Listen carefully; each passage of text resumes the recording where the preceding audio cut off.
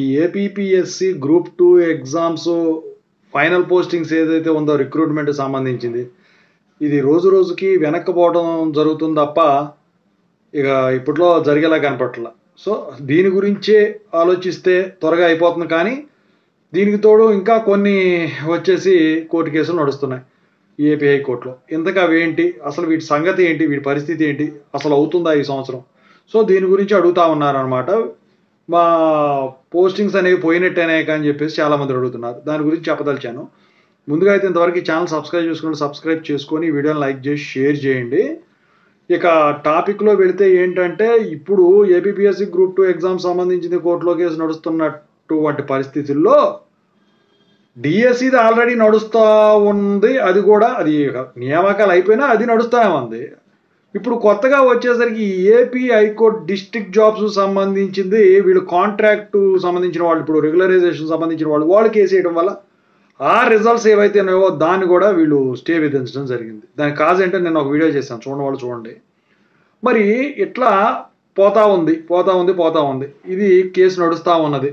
అయితే ఇక్కడ ఈ ఏపీపీఎస్సిది ఎగ్జామ్ రిజల్ట్స్ ఫైనల్ది ఏదైతే ఉందో దానికి సంబంధించింది రెండిట్లో ఒక తీర్పు అయితే ఖచ్చితంగా వస్తుందని చెప్పేసి అందరు భావిస్తూ ఉన్నారు కదా. ఫైనల్ జడ్జిమెంట్ కోసం వెయిట్ చేస్తూ ఉన్నారు.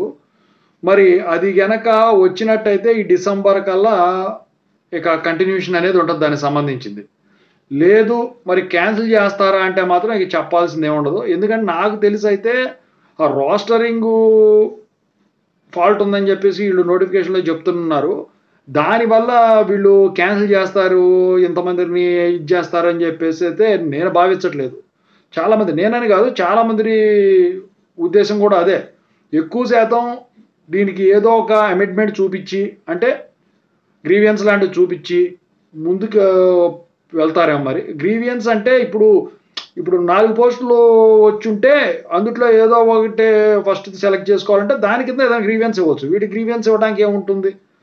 ఎందుకంటే ఇప్పుడు క్వాలిఫై కాని వాళ్ళు వేశారు దీంట్లో కేసులు అని చెప్పేసి అంటా ఉన్నారు.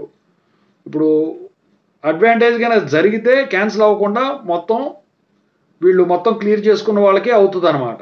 సో ఓవరాల్గా చూసుకున్నట్టయితే ఇక దీనికి సంబంధించింది ఏమన్నా డిలే అయ్యేదానికి ఛాన్స్ ఉంది.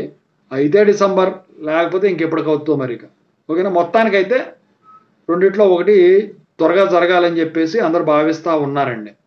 ఓవరాల్గా ఇది సారాంశం. క్యాన్సిల్ అవుతుందా అవదా అని జనాల ఉద్దేశం పరంగా.